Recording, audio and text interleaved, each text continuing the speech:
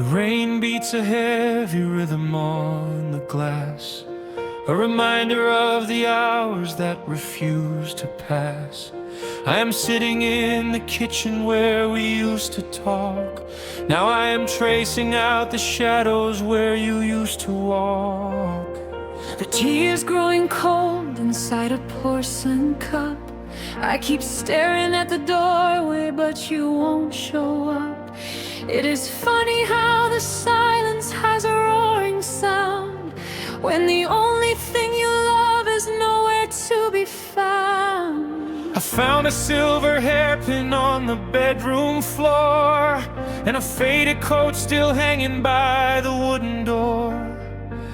Every little corner holds a ghost of you, and I am drowning in a river of the deepest blue. The clock upon the mantel strikes a lonely chime, just a cruel decoration in the march of time.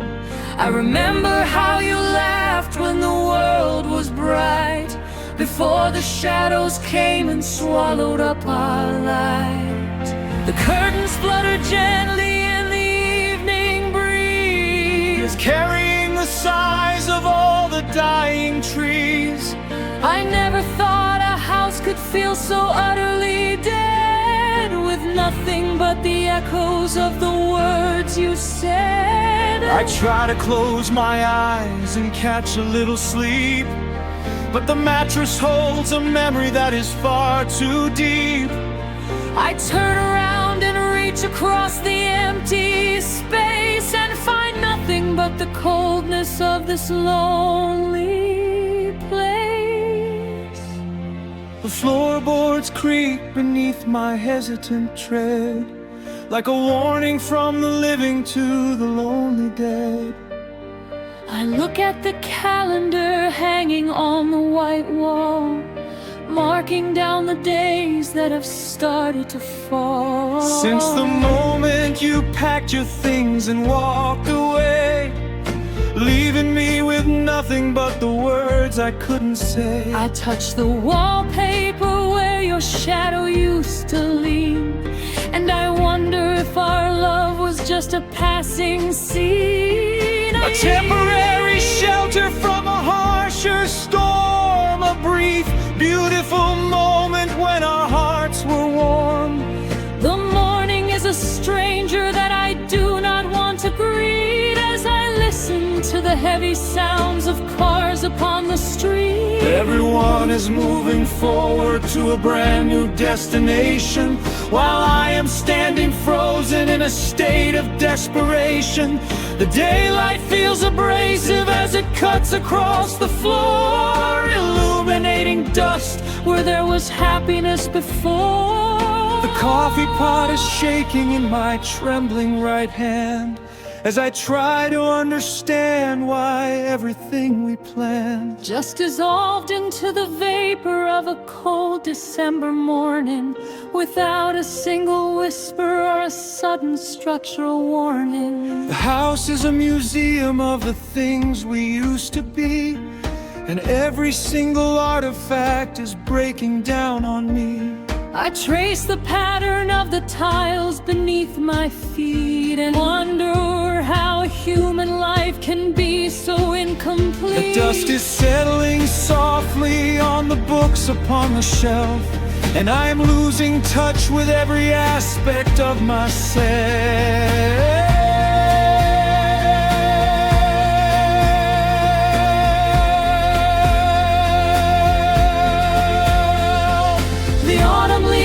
Falling in a golden heap, but I am buried under promises I could not keep.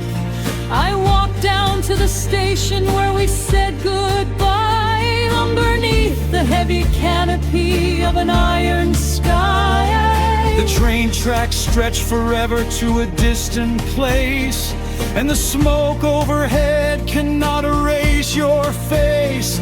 I remember how your hand felt so warm in mine, like a sudden burst of summer in a winter line. But the cold crept in and settled in our fragile bones, and we turned a happy castle into heavy stones. We spoke in sharp directions, though we meant to stay, and we watched our little kingdom slowly drift away. Now I am standing on the platform as the engines scream, waking up to realize I lost the only dream that ever made the morning worth the rising sun. Now the day is over and the damage has been done.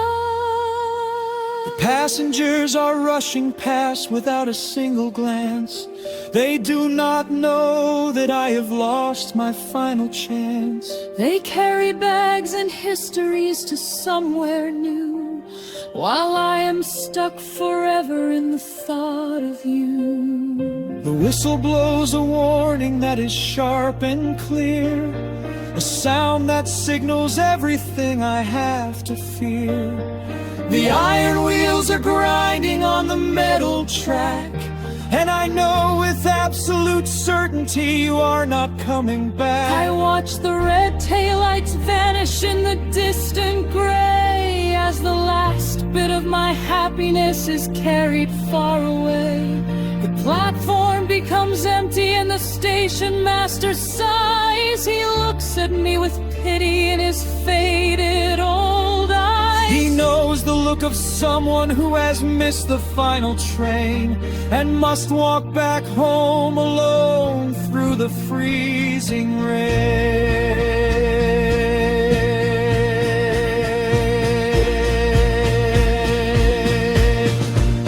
I turn my collar up against the bitter biting wind, thinking of the sacred bond that we so carelessly thinned. The gravel crunches loudly underneath my worn-out shoes, a steady rhythm marking out the things I had to lose. I see my own reflection in a puddle on the ground, a hollow shell of someone who is never to be found.